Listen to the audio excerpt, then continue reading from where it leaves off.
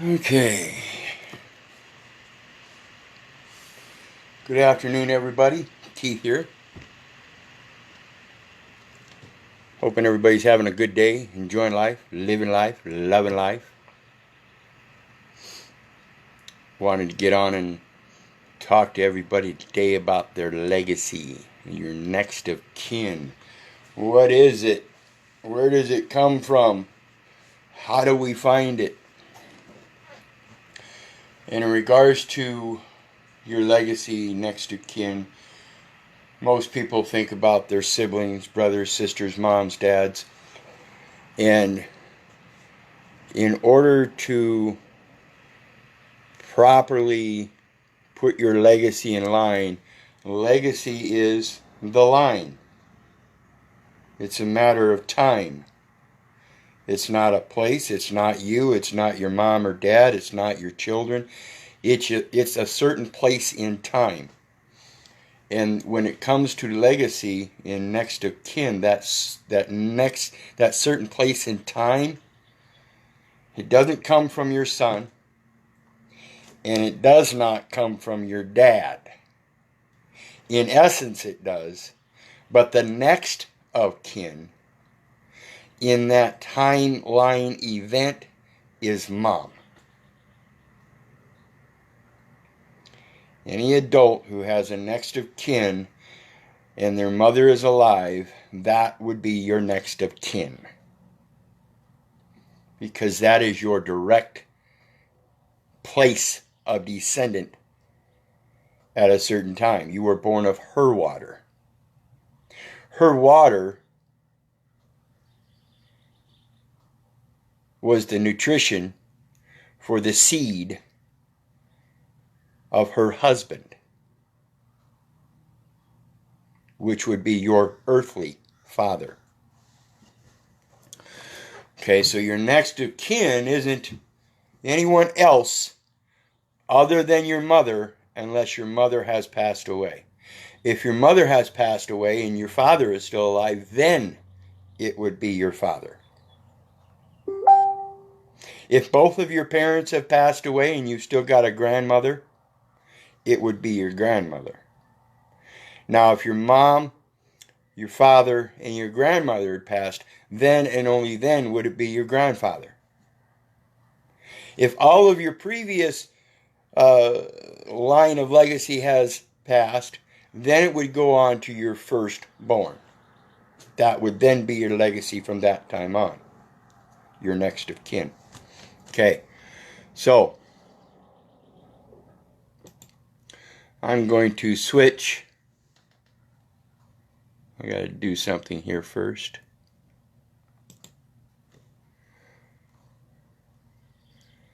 I am going to edit this post. I'm on my phone now with my laptop going, so I can edit the post. Man, it doesn't look like it's going to let me do it that way. They've changed that too. No. They haven't. So,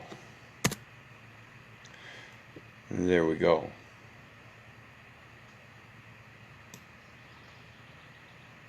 Nope. Guess not. Okay, so we're going to click out of that. I'll do that later. I was trying to leave my links to my other pages and forums and my PayPal link. But we'll fix that after I'm done with this video. For anybody that's interested in helping me out in regards to forwarding some love, I always appreciate it. So I will post my PayPal link when I'm done. In the meantime, we're going to get started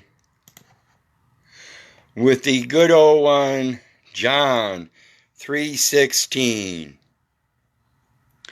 John 3:16 says, "For God so loved the world that he gave his only begotten Son." That he gave his only begotten Son. He gave his legacy, his next of kin, that whosoever believeth in him should not perish, but have everlasting life. It did not say any descendants of the Jewish line. It did not say any descendants of Moabites. It did not say any descendants of Judea or anything else. That whosoever believeth in him should not perish. Believeth in what? That for God so loved the world that he gave his only begotten Son. Okay, now that we realize that, what is the next of kin, the legacy to our Father who art in heaven then? Ephesians 6, verse 12. And as you see, I always refer to the King James Version. It's the easiest to comprehend in regards to the closest reality that I have found so far to the previous Bible. And there are numerous things that have been changed, but for the simplicity of it all, the King James Version, as far as I'm concerned, is the easiest to comprehend, so that's what I use. For we wrestle not against flesh and blood. We are not. This is the same principle that the military uses in not bringing in disruptions within the ranks. For we do not wrestle against flesh and blood, but against principalities, against beliefs, against powers, against the rulers of the darkness of this world, against spiritual wickedness in high places. So we're not supposed to be fighting with each other. Period. Period. And again, I refer to John 3:16. He mentioned no direct legacy, his only begotten Son, and he's giving his kingdom to all others, whether they are his only begotten Son or not. This is a distinction that he doesn't care what color your skin is. He doesn't care how old you are when you come to sit in his kingdom. He doesn't care whether you're man or woman. He doesn't care if you're Judea, Christian or Jewish or Muslim or anything else.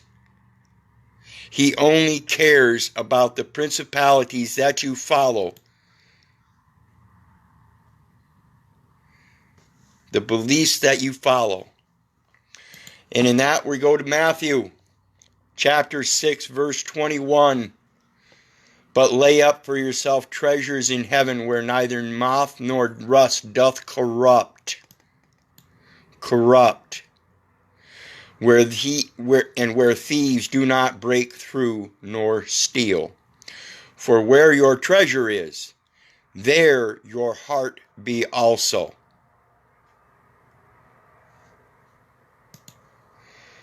For we wrestle not against flesh and blood. That's where your heart is. Why would you wrestle it? Why would you wrestle with another man in flesh and blood, when the only distinction is a difference in principalities? Period. And so we go on to Hosea 4, verse 6. And if anybody's familiar with my journal here in the last 4 years, this is one of the first verses that I posted about, because I knew its imperative import in regards to the situation that we face today. And that is, my people are destroyed for lack of knowledge. This is what we use to overcome the beliefs that they are trying to impress upon us, other than the belief that he gave his only begotten Son, that whosoever believeth in him should not perish, but have everlasting life. We are believing in their principalities. That's what we are wrestling against, is their legislative words. And their legislative words are based on their opinions and not knowledge. Now this is the important part. Because thou hast rejected knowledge, I will also reject thee. If you do not believe in him, you will perish, and you will not have everlasting life. Thou shalt be no priest in me, if you are not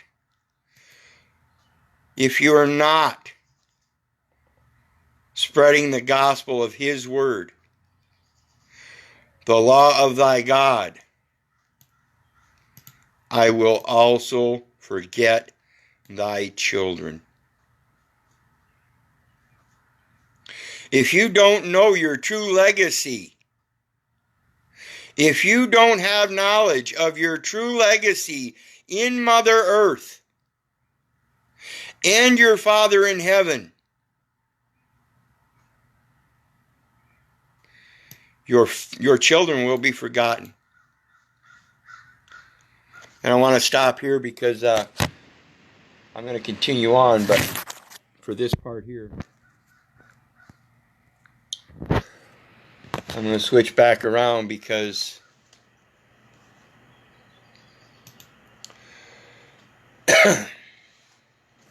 in regards to that knowledge, the basis of all your knowledge should come from the first 3 commandments. To honor no one above thy Father in heaven. To honor thy father. And to honor thy mother. That's the 2nd commandment. The 3rd commandment is to love thy neighbor as thyself. And this is what we've discussed so far in these first 4. Honoring thy mother, or honoring thy father by believing in him, so you shall not perish but have everlasting life. For he gave his only begotten Son to show that he loved the world.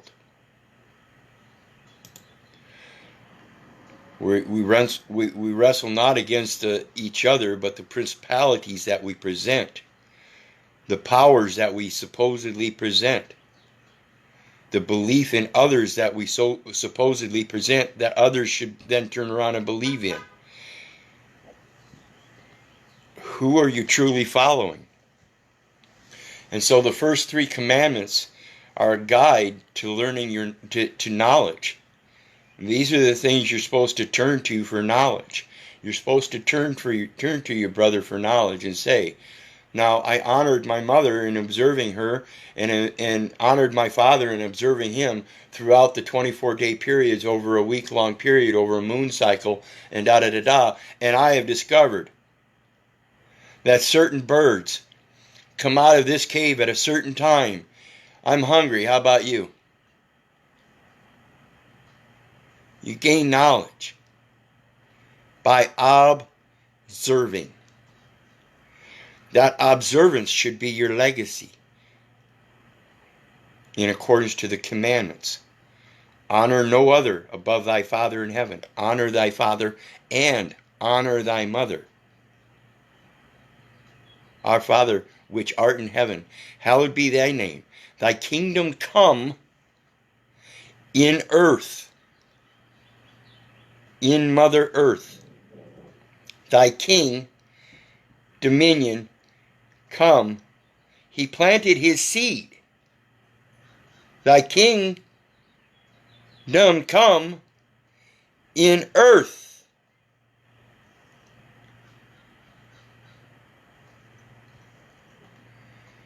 People forget about that mother. People forget about their mother and their true next of kin in the fleshly being and in the principality of it. I urge you guys, get back to your Mother Earth. I urge you guys to learn the medicinal nature of what we truly are.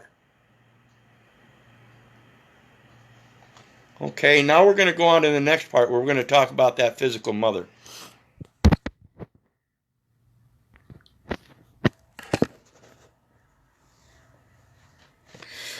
Okay, Hebrews 10:26.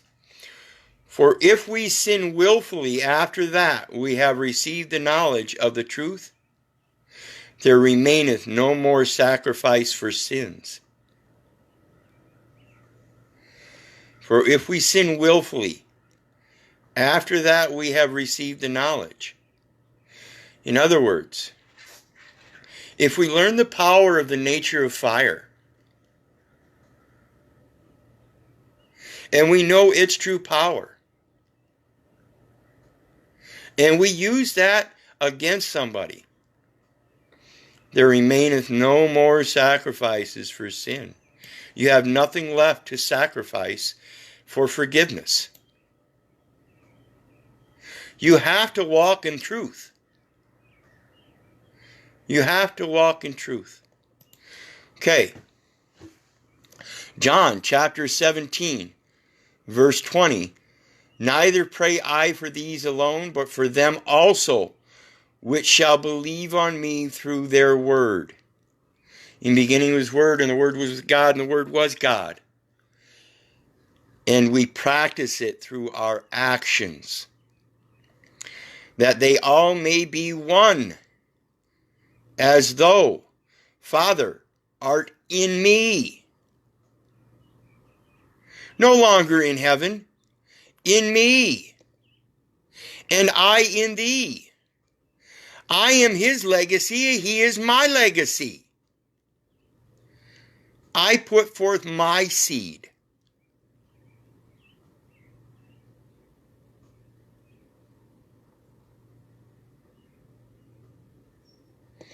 This is very important when we discuss the next thing about that mother and where that seed was planted and how the powers separate.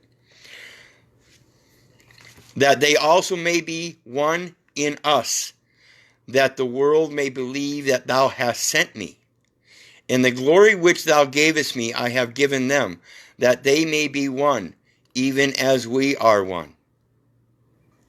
I in them, and thou in me, that they may be made perfect in one, and that the world may know that thou hast sent me, and hast loved them, and thou hast loved me.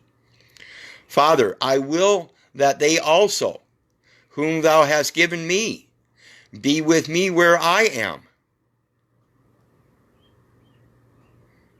Be with me where I am, that they may behold my glory, which I get from you, as thou, Father, art in me, and I in thee.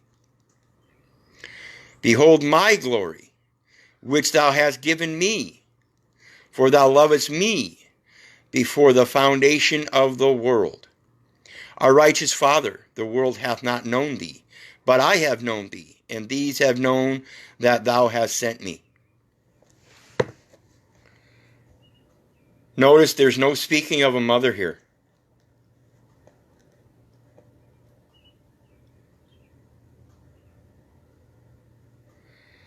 Neither pray I for these alone, but for them also, which shall believe on me through their word. Through their word. If we come across a woman in our younger days before we've gotten a companion, and we're on this search for a companion, and we're trying to make that decision, we look for a woman that speaks in their word that is matching the words that you get from your father. If they don't match, we're supposed to will that they also, whom thou hast given me, be with me where I am. In conversation, we seek out those who are of like kind. If we have an attraction to somebody who isn't of that same like kind, we automatically try to convert them. Or we drop the conversion because our desire is so much. And then we forget about the Father. This is fornication, people. This is falling in love with a woman and forgetting the Father. See, we have to know our legacy comes directly from our mother. But we have to remember our Father.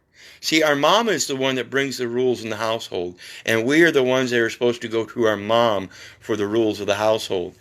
Dad provides protection for those rules, both inside and outside. That's his position. His position is border patrol. Mom's position is is protection of what's inside the border. That's why we go to mom to ask mom for permission. Dad's out in the field. We don't want to run all the way out in the field.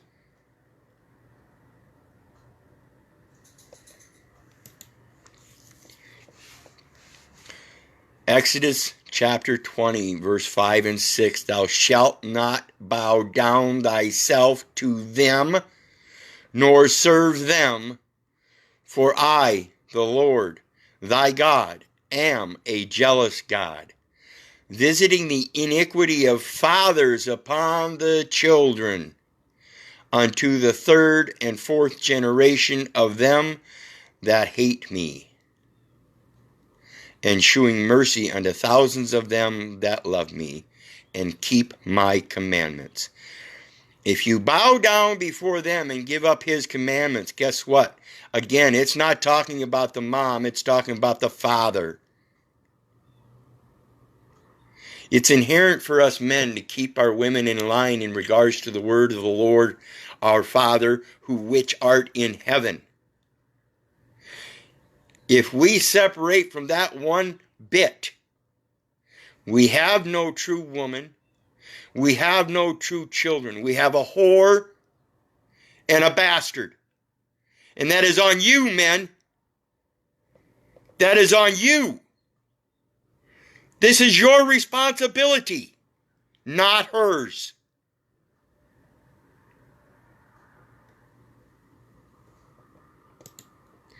Second Peter chapter 1 verses 12 through 15. Wherefore I will not be negligent to put you always in remembrance of these things. He's always going to give you signs. As soon as you make a plan, he's going to laugh his ass off. And if you ignore that sign, then you're just going to keep on making more plans. Though ye know them and be established in the present truth. This is a direct reference to what is done is what ought be done. If you don't know the Word of God and go by His plans, it's because you have already forgotten Him and are concerned only with making your own plans. Yea, I think it meet, as long as I am in this tabernacle, to stir you up by putting you in remembrance. This tabernacle. What is this tabernacle? Yea, I think it meet, as long as I am in this tabernacle. What's a tabernacle? We're going to punch that in just to get a general sense. A lot of us already know it's going to be like a church forum type thing. And here it says, in biblical use, a fixed or movable habitation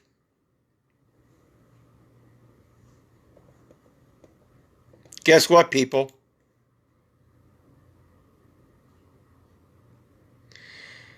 Movable habitation is myself. I am the tabernacle. And the light construction that I wear upon my body is movable by that mere presence. Oops, I'm in the wrong one. Yea, I think it meet, as long as I am in this tabernacle, to stir you up by putting you in remembrance. If you do not have him in your tabernacle, you've already failed. You've already forgotten. You no longer remember. This is the importance of what I speak about, the armor of God and that Second Amendment right to bear arms. You don't have a right to bear arms, people. Get it right. You have a right to your armorial bearing. The clothing which you wear upon your tabernacle, upon your temple, that shows you remember your Father who art in heaven by making these articles out of things produced by your mother in earth.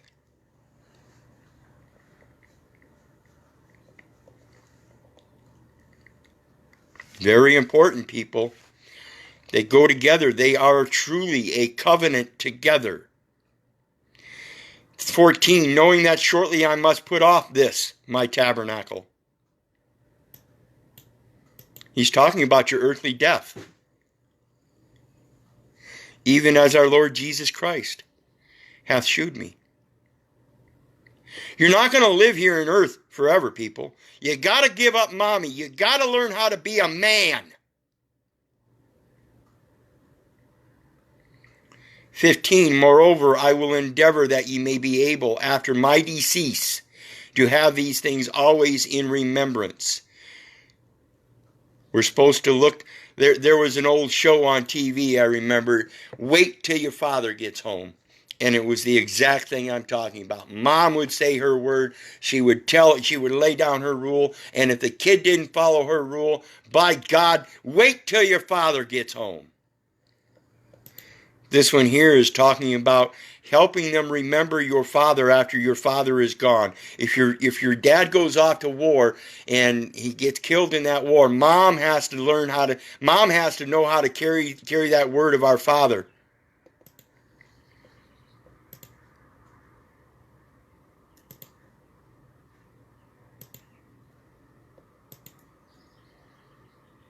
As thou, Father, art in me, and I in thee, that they also may be one in us, that the world may believe that thou hast sent me, that they also be one in us. We have to teach our families, people, so that if we pass, they can maintain that legacy.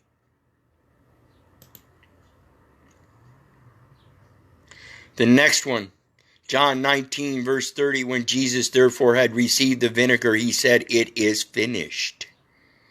And he bowed his head and gave up the ghost. When we know that one day we will have to give up that ghost, but we don't know when that day is, if we truly believe, then we must stand in that same remembrance at every instant. We must not forget. We must not forget. Joshua 1, verse 9. Have I not commanded thee? Be strong and of good courage. Be not afraid, neither be thou dismayed. For the Lord thy God is with thee whithersoever thou goest. So long as you remember him, he's with you. The footprints in the sand. Remember that, people? The footprints in the sand. He asked, Why have you forsaken me, Lord? Why have you left me alone? And he had to explain, it is in these times where you saw one footprint. One set of footprints that I was carrying thou. Remember, as long as you remember him, he always remembers you. Deuteronomy, one of my favorites here. Deuteronomy 24, verse 16. The father shall not be put to death for the children, neither shall the children be put to death for the fathers. Every man shall be put to death for his own sin. Stand up, my men. Stand up. And the last one I have here has a few verses we're going to go over, and then we'll go back to the Facebook video. Now concerning, this is 1 Corinthians chapter 7, now concerning the things there whereof ye wrote unto me, it is good for a man not to touch a woman. Nevertheless, to avoid fornication, let every man have his own wife, and let every woman have her own husband. Let the husband render unto the wife due benevolence, and likewise also the wife unto the husband. This is an agreement they're supposed to have. That agreement should be based on that belief. and it should be shared. So that when you bring children, you can share it with your children. The wife hath not power of her own body, but the husband. And likewise also, the husband hath not power of his own body, but the wife. Defraud ye not one the other, except it be with consent for a time, that ye may give yourselves to fasting and prayer, and come together again, that Satan tempt you not for incontinency. What we're talking right there is adultery. If we accept a woman into our life, and we communicate the truth in our beliefs, and we believe that that woman has the same belief, and we have sex with that woman, that is not the fornication. Sex is not fornication. Fornication is not sex. Fornication is having sex with a woman other than your companion. That is fornication. And vice versa for the wife, is having sex with another woman or another man aside from your husband. This is a trust. This is the covenant of the trust between a man, woman, and God. And verse 6 says it right here. But I speak this by permission and not of commandment. It is a trust. He is trusting you, and you should trust him. For I would that all men were even as I myself, but every man hath his proper gift of God, one after this manner, and another after that. We all have different talents. I say therefore to the unmarried and widows, it is good for them if they abide even as I. See, the women are the ones that are not being taught the Word of God. The women are placed on this earth to be protected.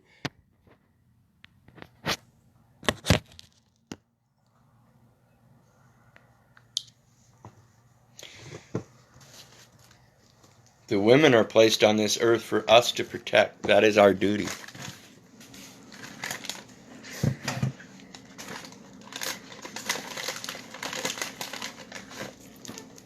That's why oftentimes guys will get this pang in their insides when they see another man abusing a woman. Why are we not stepping up and protecting that woman? Why are we not saying, hey, Brother Joseph, I suggest you raise that hand again. You beware of your sin.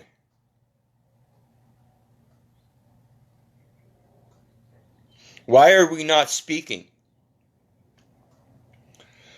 Why are we not acting appropriately? Why are we not behaving of his word so our children can behave? Hosea 4, my people are destroyed for lack of knowledge. Because thou hast rejected me, I will also reject thee. That thou shalt be no priest to me, seeing thou hast forgotten the law of thy God, I will also forget thy children. A man's first imperative duty to anything in life is to protect the female.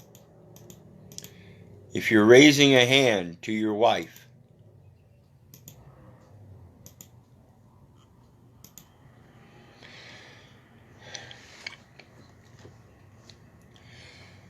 it better be in a controlled manner in prayer. It should be in no other way. None whatsoever. So when it comes to your true legacy, you have to realize the way it works in regards to both this ecclesiastical manner, the father giving the seed to the mother bearing the children. We were cast upon this earth as children of our Father in heaven.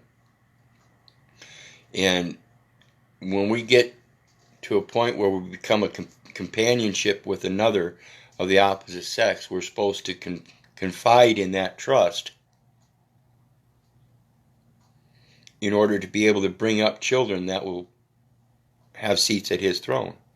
Today we're just a bunch of people that have all different separatist mechanisms and devices that we ourselves like to use against others.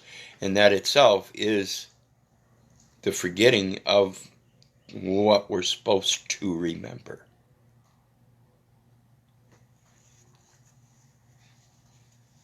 We're supposed to remember, wait till your daddy comes home. We're supposed to remember, wait till the day you die and judgment passes. We're supposed to remember our legacy in both directions. We're supposed to know our legacy in both directions. Period. So I urge people to really think about your roots and origins and get away from these words like black, white, Caucasian, Asian, Republican, Democrat, teacher, boss, employer, and learn how to call each other by name. If you don't know their name, then say, welcome, brother, or welcome, sister, or welcome, neighbor.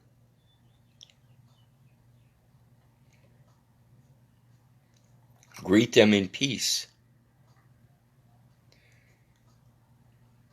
And know that if they come in peace, then they're probably wearing the same armor at that point. As you get deeper in discussions and we find those different principalities, we have to beware of them ourselves so we don't, again, like I just said, turn around and try to use them against others. So I really urge, again, everybody learn how to communicate, learn the words, learn where they come from, learn where you come from, learn where you're going. Remember the seeds that you're passing, not just in your children, but the seeds that you pass in other people's children, in other people, through the conversations that you have. Are they seeds of racism? Are they seeds of control? Are they seeds of derogation? Are they seeds of separatist ideals? Are they principalities?